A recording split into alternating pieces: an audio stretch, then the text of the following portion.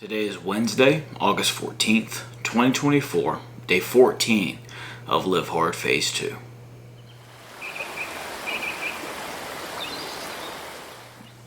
Today is actually my parents' anniversary. They've been married for 42 years today. It's also one of my good friend's birthdays today. He turned 30, so yeah. But for you and I, it is day 14 of LiveHard Phase 2, and I am pleased to announce I have successfully completed all 5 of my critical tasks for Phase 2, in addition to all 5 items on my power list. A couple things switched around today because I ended up working a lot more on the property in different areas than I anticipated, and normally there's like the management side, and occasionally I get called into the construction side of what's going on. So if ever I have to do either of those tasks, those end up being separate tasks on my power list. Normally I can anticipate and I get informed when things will come up. Other times it's a surprise. And so when I'm not planning on doing certain things and it happens, you just have to adjust. Yeah. In addition to those 2 things, I was able to get another couple videos of these posted, plus an hour on my business, plus an hour for some of the teaching presentations I'm going to do for this channel. But yeah, so that's the power list stuff. Let's talk about Phase 2. This morning I weighed 226.5 pounds. So again, kind of in that mid 220s range. I expect in the next day or 2 I'll have a drop in weight, because that's normally what happens. I took my progress picture first thing. For the times for my first and second quart of water, I'm approximating. Because of all the extra work that I did, I didn't actually look at my watch the instant that I got done with my first and second quart, but I know one of them was in the morning, one of them was in the sort of early mid-afternoon, so yeah, sorry about that. So yeah, first quart about 10 in the morning. I went for an outdoor workout at 7 o'clock with my pack. By the way, I did get up at 5 today. So that's the second time in this entire Phase 2 I've been able to get up at 5. So I hope to be able to do that again tomorrow. But I got to tell you, I am tired right now. I'm sore. I injured my leg today, and yeah, we're dealing with that. So let's see, second quart of water at 3:30. For food today, I had 4 cups of coffee, so 4 grams of carbs there. I had an entire beef kielbasa. It was delicious. That's 12 grams of carbs. With dinner, I had about another 5 grams just with the vegetables. I did have a keto popsicle that had 2 net grams of carbs in it, so that all adds up, I believe, to 23 grams of carbs today. I finished my third quart of water at 7:15 tonight. It was actually part in, part out. I do my sit-ups inside before I go outside. So that's where it's kind of in and out. But yeah, this morning there was something that it rained. I worked outside in the rain for 3 hours.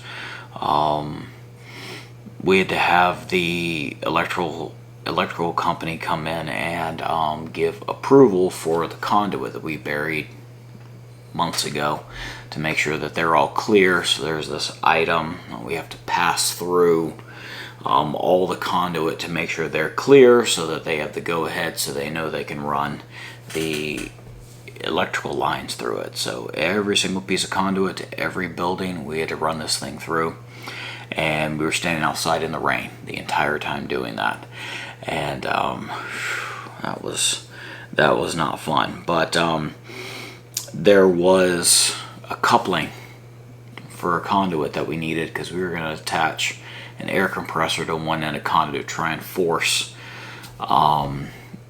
the mule tape we were using to do like a 500-foot run from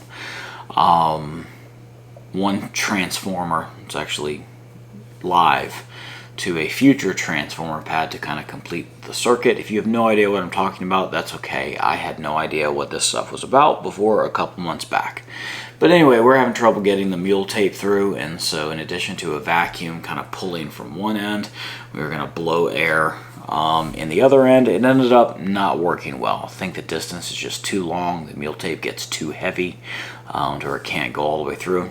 But anyway, to hook up the air hose to blow air, we needed a coupling, and we didn't have an extra one in the truck where we were, but they were in a building on the other side of the property. So since I've been exercising and I'm kind of low man on the totem pole, I quickly volunteered to go get the coupling, and I ran. Was doing pretty good, got almost there, and pulled my right calf. It's normally my left calf that gets injured, but this time pulled my right. I felt it. I feel like I need to wear my calf sleeves at all time, just because you never know when I'm going to be asked to run. All right.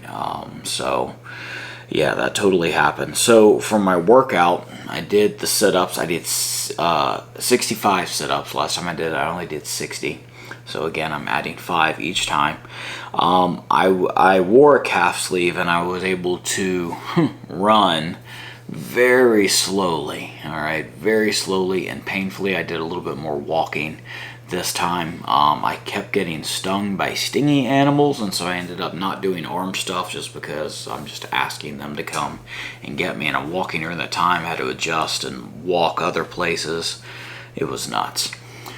I ended up doing planks, 5 different sets. It was 1 minute and 8 seconds each time, so that's a total of 5 minutes and 40 seconds that I did planks, whereas last time it was 5 minutes and 30 seconds. So those were good. Yeah, I was pretty tired. All right, I've been working hard all day. Got to the workout, did what I could, and I kept myself going. All right, I didn't quit, didn't make excuses. I was running right up until the very end. All right. Finished my 4th quart of water at 8:27 this evening. So I got my progress picture done, got a gallon of water, maintained my diet, did both workouts, both of them outside. One of them just had some sit-ups inside for a little bit. And then I finished the mom test today. So very short book. I didn't think it would take very long, and it has not. Less than a week. It's done. I read chapter 7, and then through the end there was like some conclusion part and like cheat sheets, quick notes, just like a quick review of every chapter. So it was pages 95 to 126. Oh, apparently there was a chapter 8. I just seen in my notes. I read chapter 7, chapter 8, and the conclusion stuff. So chapter 7 was called Choosing Your Customers, and chapter 8 was called Running the Process. So let me read to you what I highlighted, just some of the things that stood out to me.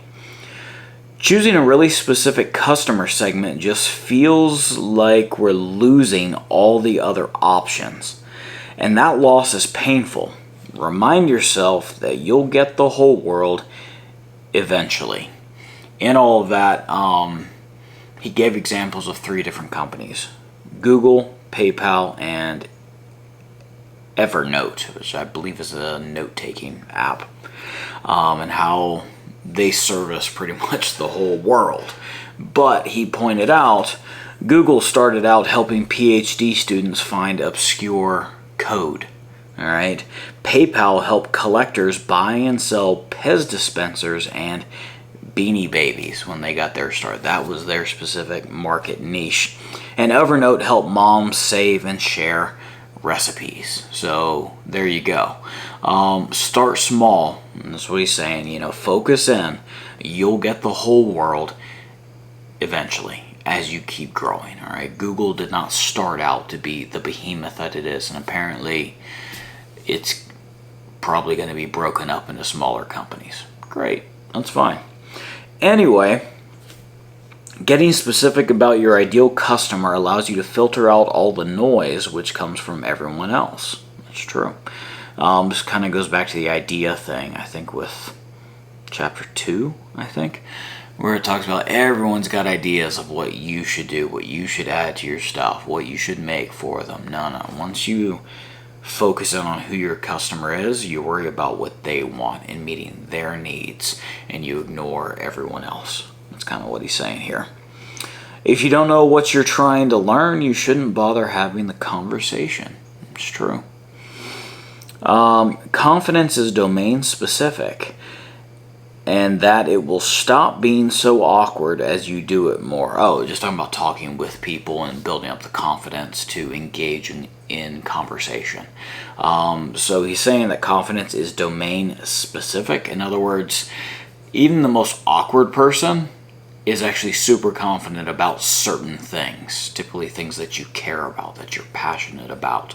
But you can build confidence in other areas. So let's see. Notes are useless if you don't look at them. I have run into that problem many times of writing something down and never going back to it, and then years later finding the little notebook I had. It's like, oh, maybe I should have followed up on that. So since today was day 14, I read Proverbs 14. Again, it's just more Proverbs, compare and contrast type kind of thing.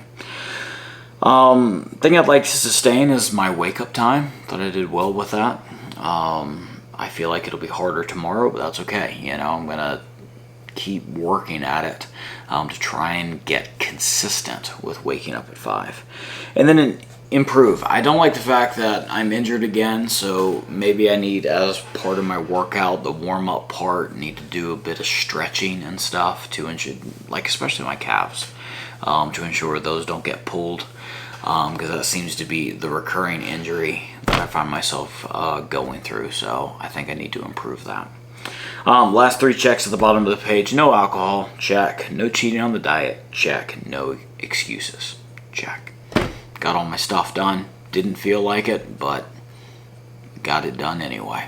All right. Thank you so much for joining me for these daily check-ins. I pray that you're blessed. Bye.